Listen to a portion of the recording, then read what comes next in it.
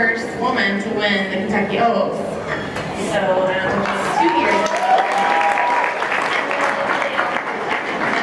That's right.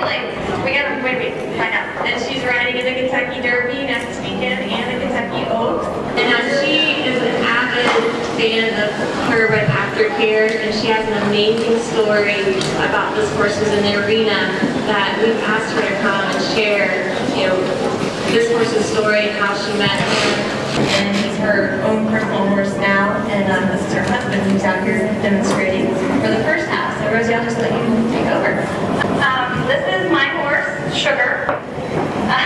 Affectionately named after a horse that I actually used to gallop called Spoonful Sugar. His real name is Old Ironstein. He's being ridden by my cousin Joe Sharp, who so graciously pointed out that he rides him better in Western tack. And Joe has also trained him to pony horses on the racetrack, so he currently works every day at the racetrack, lives at the racetrack, and ponies horses in the morning. He is a 2001 Rubiano. I first met Sugar when I was riding Maryland, and he was in Fair Sound Farm. And I started raising him, and I pretty much fell in love with the horse before I made it to the track the first time. He just was very classy. Obviously, he's beautiful. And Ferris told me that, he was coming off the layoff and he was cut out to be a pretty nice horse, but he has had a condylar fracture in front and a condylar fracture behind. He currently still has 3 screws in his left hind ankle, a chip in his front ankle, and an old dispensary in the left front. Since I've had him, I acquired Sugar in September, actually Labor Day, 2008. I followed his career. After I had ridden him, I rode him, I believe, a total of 7 times, and we won 2 races together. And you can try if you like. Not Western tack. So Sugar, like I said, was cut out to be a nice horse, ended up down on the bottom claiming level. And when he was claimed from a Maryland track and taken to a track in Boston, I kept track of him because I just really, he had sort of stolen my heart. And I let the owners and trainers know that I would love to retire him when he was finished racing. That's just what happened in September 2008 when he ran at Philadelphia Park for 5,000. And I don't know exactly where he finished that day, but it wasn't anywhere worth mentioning. And so I was in contact with the people that claimed him that day, and he came to me soon after that. I brought him to my mom's farm, and with a broken leg myself at the time, I asked her if she would school him, use him for her students, compete him if she wanted to. I told her, I said, I want to come down, when I get a chance once or twice a month and just get on my horse and ride. So my mom did a lot of the reschooling in eventing. He competed at a very low level in eventing. And I believe some other hunter jumper shows was a student of hers. And he has also been my fun horse since then, which was absolutely the objective with Sugar. One of my favorite stories actually was last year. He was been a racetrack pony for almost 3 years now. So he lives at the track. He travels with us. He's Joe's stable pony. Joe's assistant trainer for Mike Baker. He travels with us everywhere we go. Last fall when we were here in Cleveland, he worked 1 set in the morning. He just basically escorted the horse to the racetrack and back to the barn. So we brought him back to the stall. I took off with his Western tack, put on my English tack, put him on a van, shipped him an hour, and went fox hunting. And that's the kind of horse that Sugar is. And he's just been absolutely, what are we doing today, Mom? He's been schooled on the flat 2 times and overjumped 3 times, including 1 last night in the last 6 months. And probably way beyond that, but it was about 6 months ago that we went fox hunting, so that was time and everything. So if Joe, you want to bring it to the middle, we can change his outfit.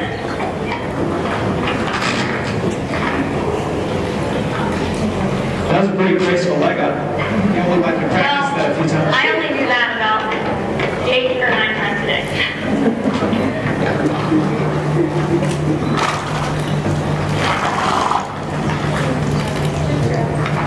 Thank you. Good job. I think one of the most important first things with a horse that's coming up the track, and this is definitely evident with Sugar because he's still basically on the track, is that teaching a horse how to balance. Because you don't necessarily need a lot of balance to go around in an oval that's a mile long. And so that's something that we definitely have to work on every time we put this outfit on.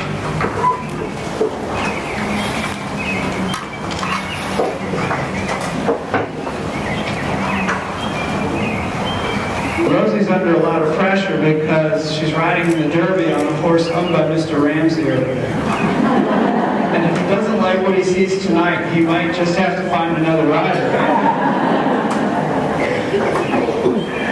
Maybe it's too late.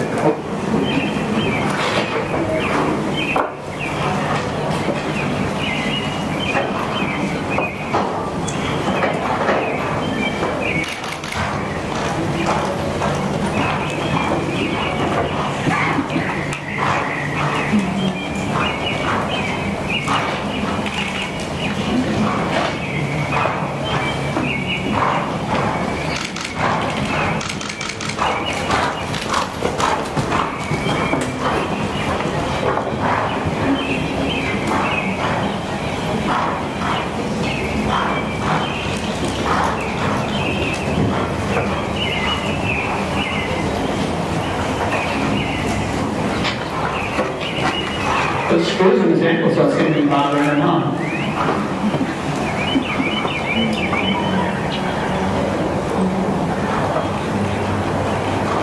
In case you haven't picked up the theme from this about these horses that have all these bumps and bruises, it doesn't necessarily, you shouldn't necessarily listen to your vet.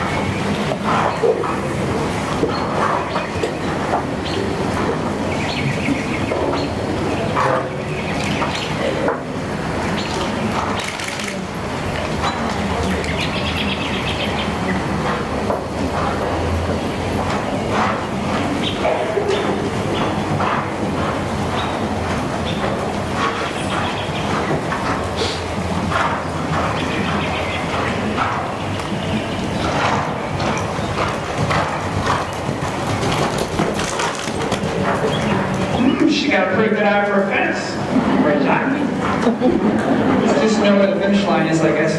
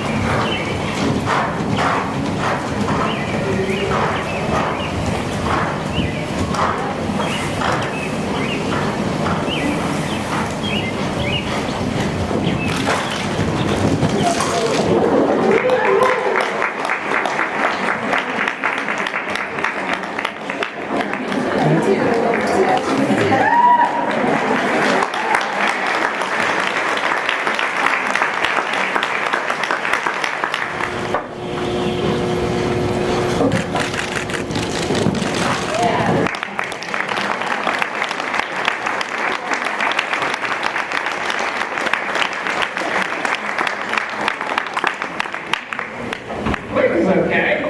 Shows enthusiasm. All I get for that was an okay. That was badass. You all thought he was attacking us. He's always done such a great job whenever I ask him. He impresses me all the time. He's exactly what I wanted.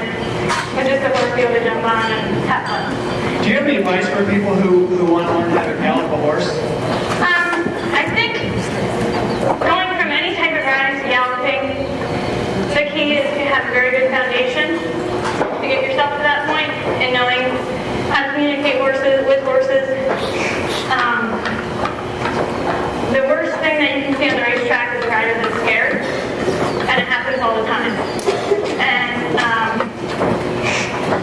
I think learning how to gallop on farm is absolutely most ideal. You can take the right steps. I actually learned when I was very young, but when I got to the racetrack, I came in around April, which happened to be the same time babies come in, when they're 2 years old. And learning how to gallop on the racetrack with the babies, I didn't realize at the time, but I realize it now, was probably the best thing that could have happened, because I learned each step leading up to grazing horse, in and out of the gate, all the right steps, and with no fear. The horses aren't as fit when they come in as 2-year-olds. I wasn't fit. So that to me was a huge part of learning how to ride on the track. And having said that, when you bring the horse off the track, I think it goes along the same way. You have to start completely over and teach them how to be ridden, because they're not really ridden at the track. They're pointed in the right direction, and they're focusing on fitness and fastness.